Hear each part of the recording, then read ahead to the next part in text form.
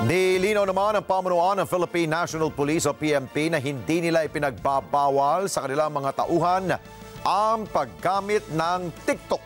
Pero sinasabing bukas naman ang pambansang pulisya na pag-aralan ang panuntunang ito na ipinatutupad naman sa Armed Forces of the Philippines o AFP. Kaugnay po yan sa paggamit na nasabing social media application.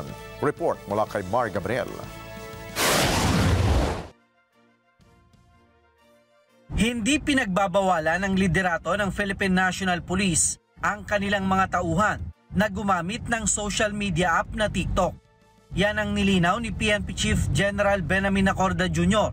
kasunod ng paglilimita ng AFP sa kanilang mga sundalo sa paggamit ng nasabing app. Ayon kay Acorda, wala pa naman silang kahalintulad na panuntunan gaya ng sa AFP.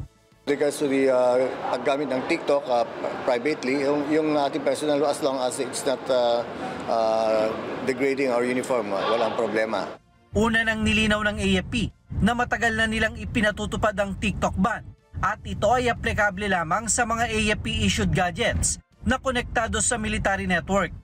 Nakabase daw ito sa isinagawang research ng Estados Unidos kung saan lumalabas na oras na i-download ang nasabing app ay tila may nagmo-monitor na sa aktibidad ng isang individual sa pamamagitan mismo ng kanyang gadget.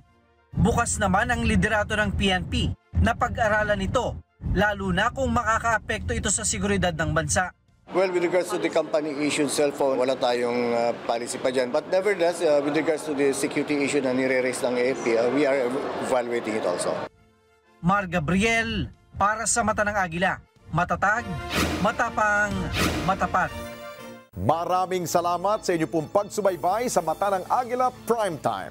Para malaman ang matatag, matapang at matapat na mga balita, i-follow lamang at mag-subscribe sa @Net25 TV.